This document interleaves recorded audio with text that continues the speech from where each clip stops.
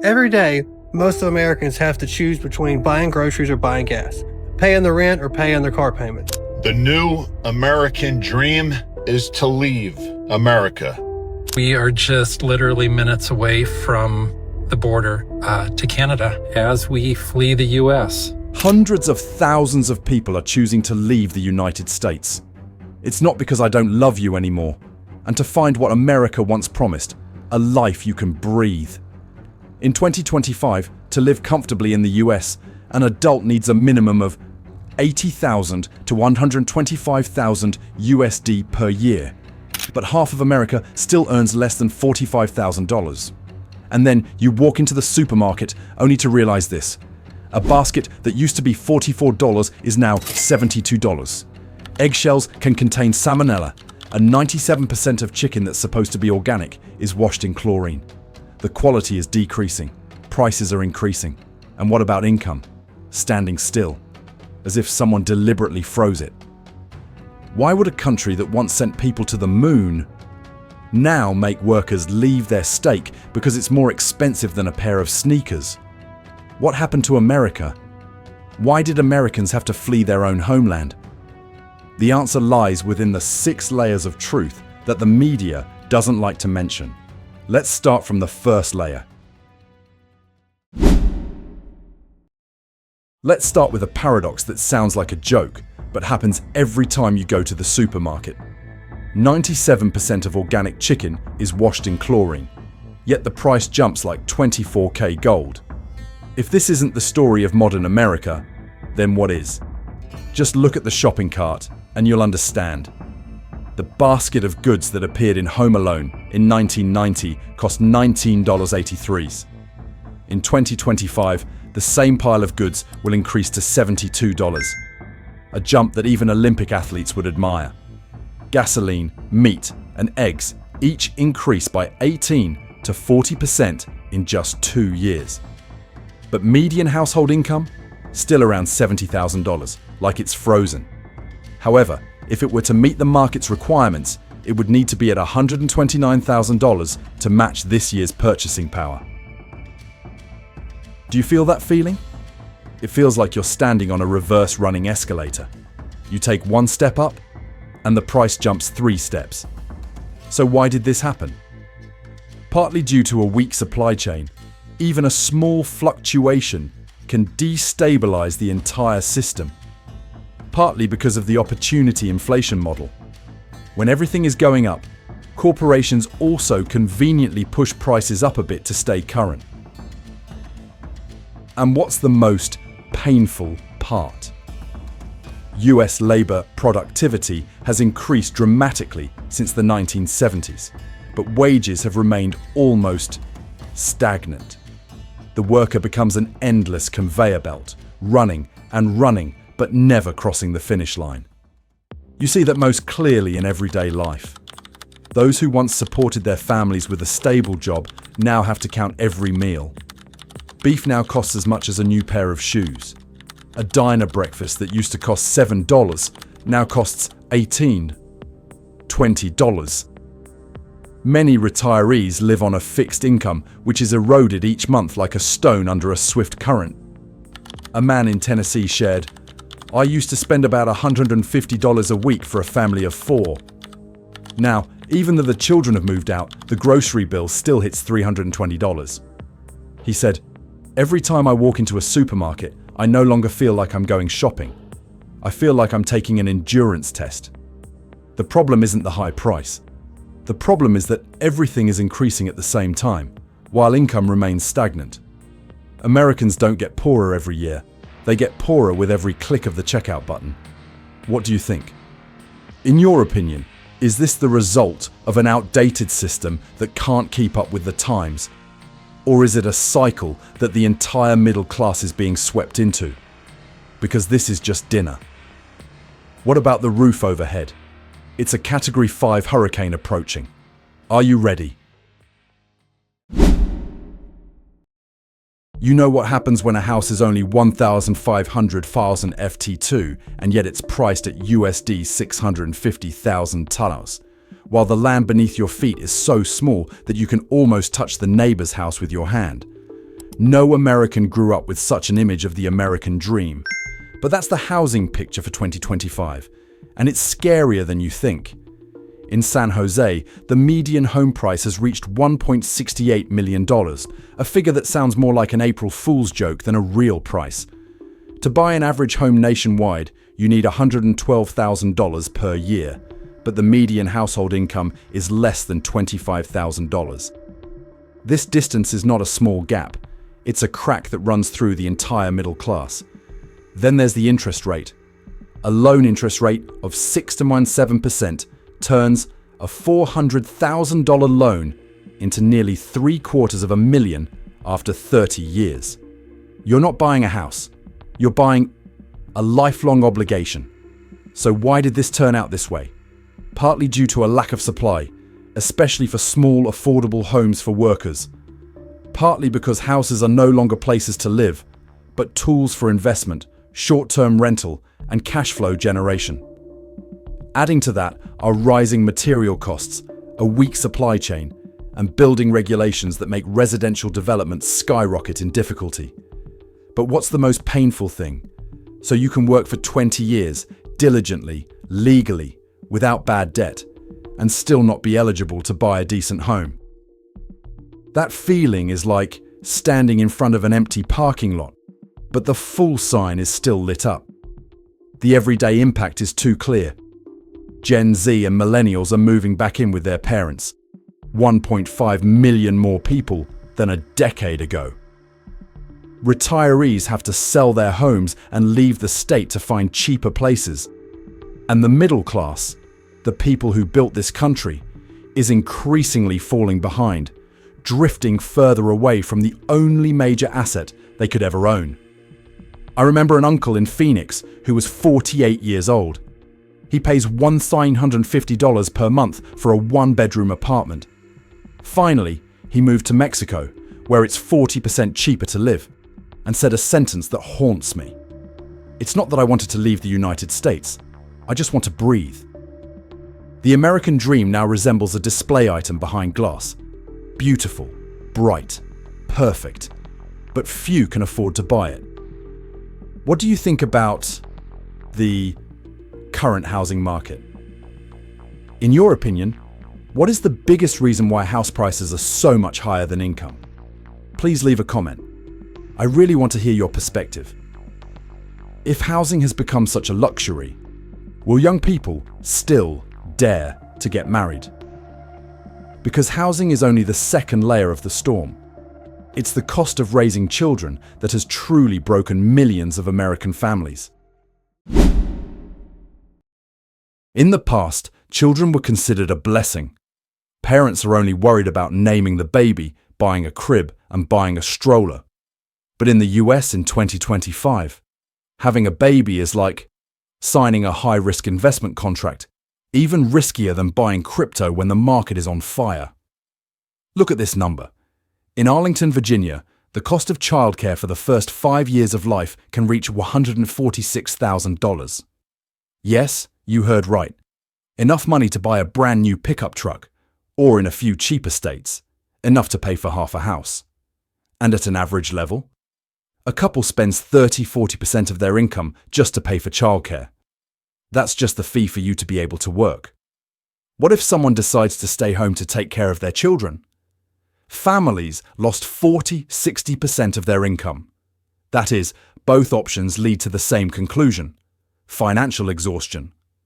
But why is childcare so expensive? First, the most obvious thing is that due to a lack of personnel, this industry is severely short of workers, so salaries have to increase. Next is because of the increasing costs of insurance, safety, and legal requirements. And because the US relies on the private model, while many other developed countries heavily subsidize. Not to mention that society now almost defaults to both parents working. The demand for childcare is increasing faster than the number of new daycare facilities. The result? Americans are delaying having children. Lowest birth rate in 40 years. Some experts even warn that if this trend continues, the future pension system will face problems due to a lack of young workforce to support it. But the real pain lies in the silent stories. Like a family of 4 in Ohio. The mother earns $42,000 per year. That amount is only enough to pay for daycare and gas to get to work. She said, "There were days I worked 8 hours, just to break even." If you hear that sentence and don't feel a pang somewhere, I don't know what to say anymore. 4 or 5 decades ago, a child was born with hope. Now, many parents look at daycare price lists and sigh, raising children has become a luxury. And if the most basic thing in life, raising a child, becomes a luxury, we must ask ourselves, where is a society headed when children become an unaffordable expense? So, what do you think?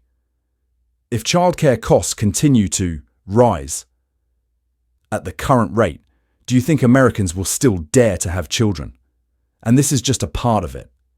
Because even if you don't have children, you'll still find yourself heavily impacted by the next thing, which almost no one can avoid: the monthly fixed expenses that are eating away at Americans' wallets. Imagine opening your monthly statement, not to test, but to prepare mentally, because you know it will be like a chain reaction.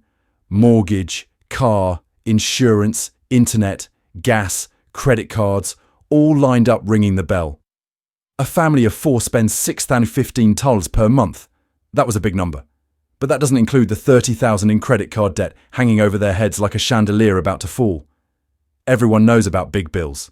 Mortgage, 1.756 USD groceries, 1,250 USD car, 415 USD student loans, 400 plus USD. But what's exhausting Americans are the small expenses, like a leaky faucet, slow and steady, Netflix, internet, all kinds of insurance premiums. Gas prices are going up every penny. Unexpected car repair. Those amounts never ask if you're ready or not. They just knocked and walked in. America today resembles a subscription-based economy. You don't buy, you rent. Not owned, just borrowed temporarily.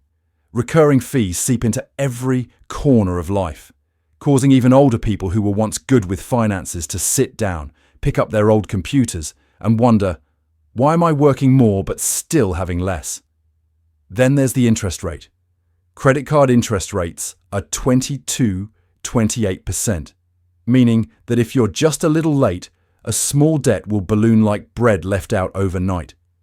It's not because someone is spending lavishly, and because at the current price point, just 1 month of setbacks, illness, car trouble, family issues will derail you.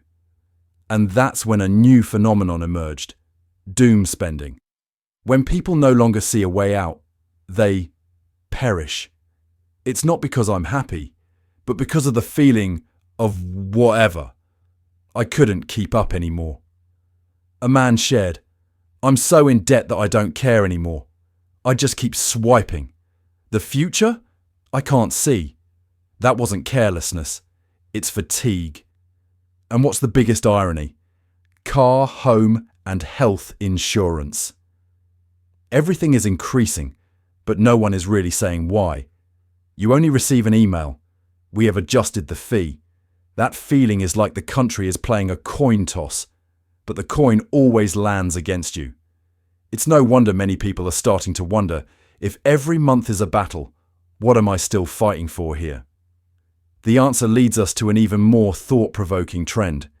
When Americans begin to leave the United States itself to find a livable life.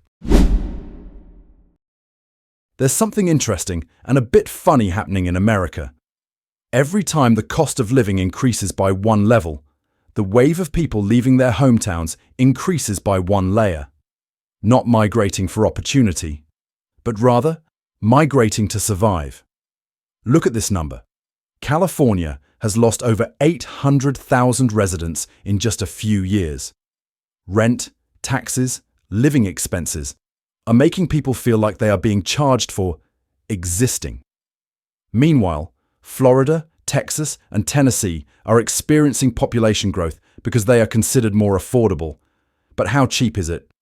A 58-year-old former military member shared that when he left California, he cut his living expenses by 52%. Sounds like a smart decision. But just 2 years later, Tennessee, which he had chosen for its low cost, also began to raise prices as if trying to catch up. And what about the hundreds of thousands of other Americans? They didn't just change states. They changed countries. Mexico, Portugal, Thailand, places with living costs 40–60% lower, are becoming a practical choice, no longer just a fun idea to try. A person who moved to Mexico said, "It's not that I'm criticizing the United States. I just don't want to pay $900 for a bathroom that's smaller than the closet I had when I lived in Texas." So why is the exodus so strong? The cost difference between states is becoming unreasonable. Public services in many places are no longer commensurate with the taxes paid. Net inflation pushes fixed income earners, the elderly, retirees, etc., to the margins. And deeper down, many people feel they have to save themselves because the key can't see. Wait for the system to fix things at a slower pace than the increase in internet fees. But the consequences created a new cycle. Wealthy states lost taxpayers. Affordable states saw housing prices rise, and then they were no longer affordable. Culture and community are fragmented because people are constantly moving, like boats searching for a temporary harbour. There's a saying that sounds a bit sarcastic, but is very true for this moment. You run from the fire, only to find the new house is starting to smoke too. So, in your opinion, is this a natural shift in the economy, or a sign that the middle class is seeking its final escape? And what's even more frightening is right ahead. Why is American life increasingly resembling the months before the 2008 crisis? This brings us to the deepest level of the issue. There's a figure that sounds like a typo. From 1970 to the present, labor productivity in the US has increased by 2.44%. Actual salary? It only increased by about 12%. 244 compared to 12. If this were a boxing match, Luong would have been knocked out in the first round. That's why the middle class, a group once considered the backbone of America, is thinning out daily like a cotton shirt that's been washed too many times. You see that in every aspect of life. Wages don't keep up with housing prices. Medical costs make even a mild checkup enough to drain your bank account. College tuition is so high that many families see sending their children to college not as a source of pride, but as a financial risk. So why is the middle class being squeezed so quickly? There are 3 layers of causes, and they're all harder to swallow than this month's electricity bill. First, the concentration of assets. The richest 10% own 70% of the country's wealth. It's not because they're wrong, but because the system rewards assets over labour. The middle class works harder, but wealth flows in the opposite direction. Second, bargaining power is gradually weakening. In the past, a factory worker could buy a house, raise children, and retire comfortably. Today, unions are weaker, workers' voices are smaller, and wages are capped. Are you doing well? Are you hard-working? Security system. Excellent. But this is the maximum level. Along with this is the rise of urbanization and globalization. High-paying jobs in small towns, factories, manufacturing, assembly, disappeared like breath in the cold night. Instead, it's a service, technology, and finance-based economy. Sectors that require skills not everyone has access to. Older workers suddenly became the last warriors in a game whose rules they no longer understood. The impact is too clear. Middle-aged men who were once the breadwinners of their families now have to carefully consider every bill like they did in their 20s. Retirees watch their savings erode due to healthcare costs. Children can't get married, can't buy a house, and end up moving back in with their parents, creating a sad cycle. I remember the words of a 47-year-old man. I worked my whole life only for my children to come back and live with me, because renting a room is more expensive than the mortgage I used to pay. The saying sounds simple, but it contains an entire era. So the real question is, if this trend continues, what will America look like in 2030? A society with only two colors, extremely rich and extremely hard-working. And before we finish, there's one more perspective. A bonus question that I believe will make you think about your own future. So, what happens when millions of ordinary Americans, the people who work, pay taxes, and raise families, lose faith? Who will stay to fix this country? I don't have an absolute answer, and perhaps the real answer lies within yourself. And to conclude, let's take a look at the big picture. Is there any way for America to escape this cycle, or are we entering a completely new era? Finally, when you put all the pieces together, housing prices, childcare costs, monthly bills, the wave of departures, you'll see a chillingly clear picture. Americans aren't leaving America because they want to, but because they have no other choice. It's like a large ship gradually having pieces of wood removed from its middle. It didn't sink immediately, but every little crack was enough to make the people on board look at each other and wonder, how long until this structure collapses? And the most important question now isn't, should we go or stay? But rather, in your opinion, what needs to change first so that life in America can breathe again? Housing? Income? Tax? Or is there something deeper that we haven't dared to name yet? Please leave your comments. Stories from you will help many others see themselves in them. If you find this video valuable, don't forget to hit the like button, subscribe to the channel, and turn on notifications so you don't miss future analyses. This video is solely for the purpose of analyzing socio-economic phenomena and does not target any individuals, organizations, or political viewpoints. All perspectives are presented to stimulate discussion, encourage healthy debate, and promote multifaceted understanding. See you in the next video. Thank you for watching until the end.